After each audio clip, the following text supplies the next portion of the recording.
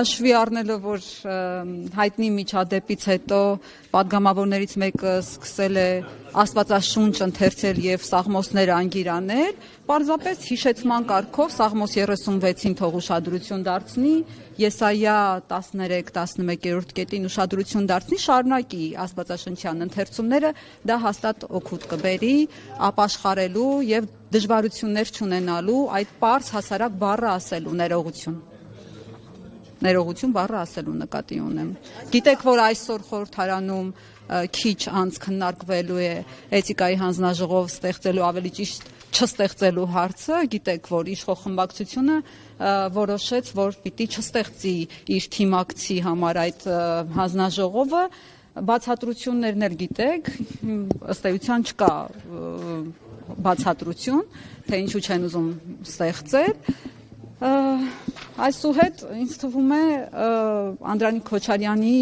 վարքի պատասխանատվությունը բոլոր դեմ քվեարկած պատգամավորները կվերցնեն իրենց վրա։ Տեսեք, ԿՊԱ-կանները դեմ քվեարկելով շարունակի Քոչարյանը դա կարդալ աստվածաշունչ կողքին։ Դե մեր ցանկությունն է դա, մենք ուղղակի մղում ենք, որ Սաղմոս 36-ն էլ կարդան, 150 Սաղմոս կա, թող բոլորը շարունակի կարդալ, ոչ միայն այդ շուրթերի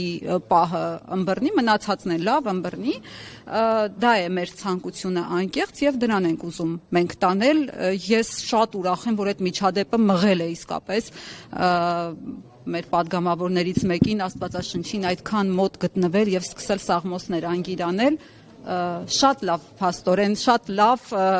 արդյունք ապահովեց այս միջադեպը պատգամավորի համար։ Պատգամավորները մենք ոչ մեկի մուտքը բնականաբար չենք խոչընդոտի եւ նման անօրինական բան երբևէ չենք արել խորհրդարանում եւ չենք անի։ Պարզապես սա հիշեցում է պատգամավորներին։ Տեսեք, եկեք հետևենք միասին, հա, պատգամավորների արձագանքին եւ ռեակցիային ընդհանրապես այս մեր լվացքին։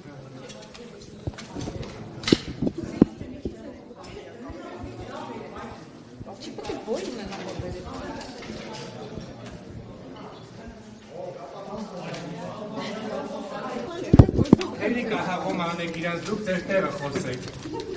Ինձ այն լսեցի։ Ես էի։ Դեմքդ տեսնում, գեղեցիկ դեմքդ։ Ասեք, հաղում մի արեք։ Հաղում մի արեք, դուք ձեր տեղը խոսեք։